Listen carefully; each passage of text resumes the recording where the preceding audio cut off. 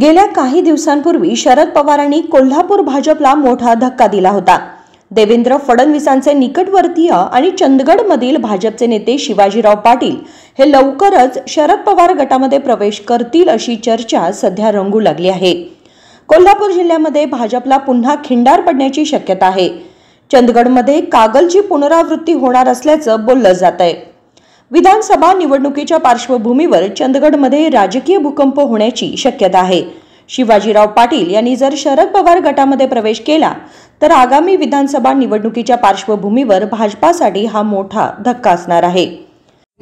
शिवाजी पाटील जे भाजपचे नेते आहेत ते तुतारी फुंकणार असं सगळीकडे सोशल मीडियावर व्हायरल होतंय, तर त्या संदर्भात वरिष्ठांशी काय चर्चा झाली का आणि तिकीट वाटपामध्ये महाविकास आघाडीला हे तिकीट नेमकं कुणाला जाईल आणि कधी तिकीट जाहीर होईल? आजचा हा सामाजिक कार्यक्रम असल्यामुळे, छत्रपती शिवरायांचा कार्यक्रम असल्यामुळे इथं राजकारण आणणं मला योग्य वाटत नाही आहे। पण एवढं नक्की सांगेन की शरदचंद्र पवार साहेबांच्या नेतृत्वाखाली ज्या कुणाला यायचं असेल त्यांचं या पक्षात स्वागत असेल।